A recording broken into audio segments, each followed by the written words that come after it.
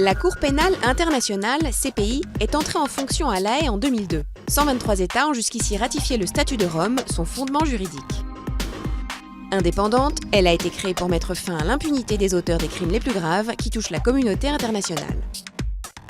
La CPI peut ainsi poursuivre des auteurs de génocide, crimes contre l'humanité ou crimes de guerre. Mais elle ne peut intervenir que lorsqu'une justice nationale n'a pas la volonté ou est dans l'incapacité de mener à bien des poursuites. Lorsqu'un pays essaie clairement de soustraire la personne concernée à sa responsabilité pénale, cela est considéré comme un manque de volonté. Mais un pays peut être également dans l'incapacité de poursuivre un individu lorsque son appareil judiciaire s'est effondré.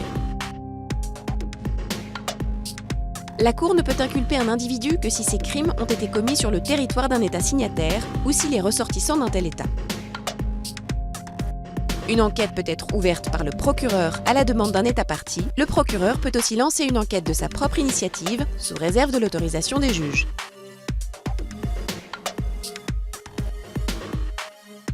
Enfin, le Conseil de sécurité de l'ONU peut charger le procureur d'enquêter. Dans ce cas, la compétence de la CPI peut s'étendre à un État non partie au statut de Rome.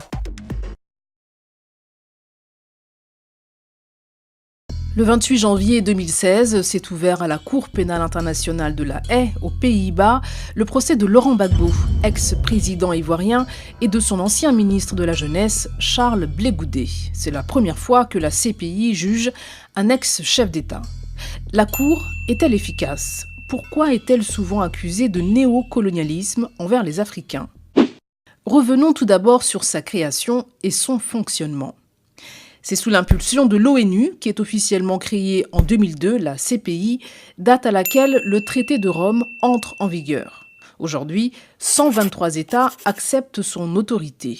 L'ensemble de l'Union européenne, l'Amérique latine, ainsi que la majorité des États africains. Cependant, 32 pays ont signé, mais n'ont toujours pas ratifié le traité, dont la Russie, Israël, presque tous les pays arabes, sauf la Jordanie et la Tunisie. Les États-Unis, eux, ont retiré leur signature sous l'administration Bush en 2002 pour protéger les ressortissants américains de poursuites judiciaires hors du territoire.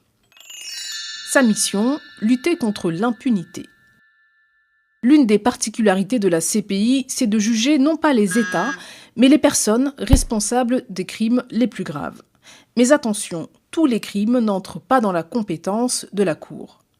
Elle juge uniquement les crimes de guerre, les crimes contre l'humanité, les génocides et à partir de 2017, les crimes d'agression. En revanche, la CPI n'est pas compétente en matière de terrorisme. Autre caractéristique de la CPI, sa compétence est limitée dans le temps.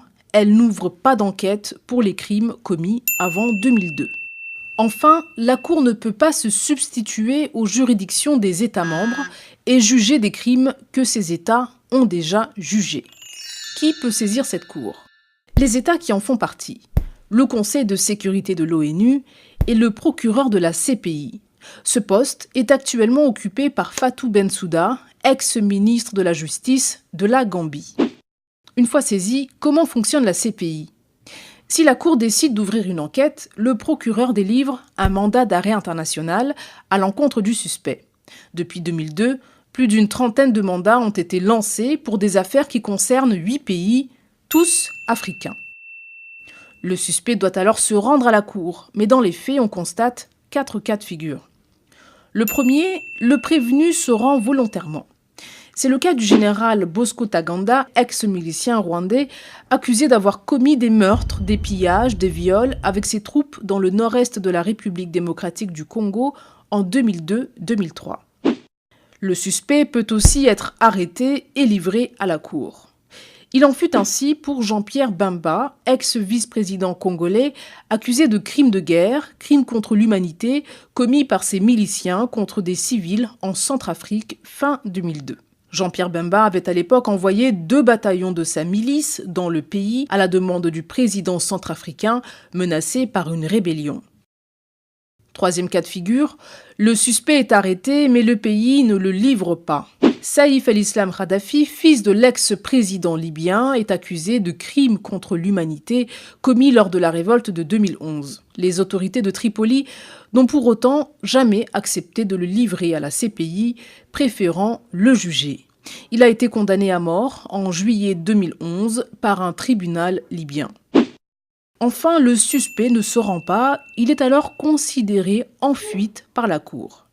7 personnes sont dans ce cas de figure. Parmi elles, Omar el-Béchir, président du Soudan, poursuivi pour des crimes de génocide commis au Darfour. Il est visé par 2 mandats d'arrêt internationaux, ce qui ne l'empêche pas de continuer à circuler sur le continent. Il a même été réélu en 2015. Et c'est là l'une des limites de la CPI. Ne disposant pas d'une police propre, la Cour ne peut compter que sur la collaboration des États membres pour arrêter un suspect.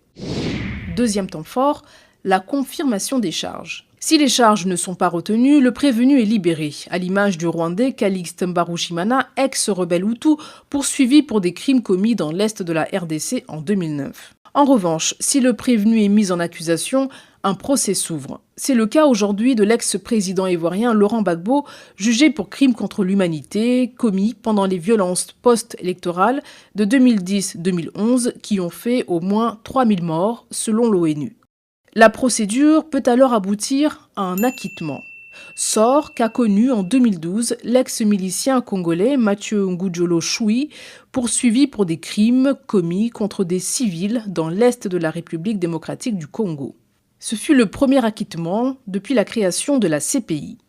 Autre issue du procès, la condamnation. Toujours en 2012, l'ex-milicien congolais Thomas Lubanga a écopé de 14 ans de prison pour avoir enrôlé et envoyé au front, en Ituri, dans le nord-est de la RDC, des enfants de moins de 15 ans. Cette première condamnation de la CPI a été depuis confirmée en appel. En 14 ans, sur les 35 personnes mises en cause par la CPI, seule une vingtaine de suspects ont comparu devant la Cour. Bilan des procédures, 2 condamnations, 1 acquittement, 7 non-lieux, 12 accusés attendent la confirmation des charges ou la fin de leur procès. 6 d'entre eux sont actuellement incarcérés à La Haye. 4 suspects sont décédés sans jamais comparaître devant la CPI. 2 sont détenus dans leur pays qui refusent de les livrer à la Cour. Enfin, 7 suspects ne se sont jamais rendus à la CPI et sont considérés en fuite.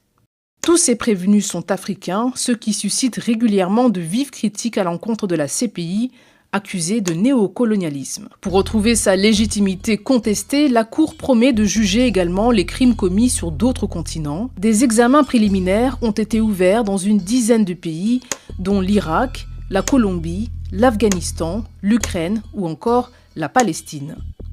Fin janvier 2016, la procureure de la CPI a ouvert sa première enquête hors du continent africain pour juger les crimes commis en Ossétie du Sud en 2008 lors de la guerre qui a opposé la Géorgie et la Russie.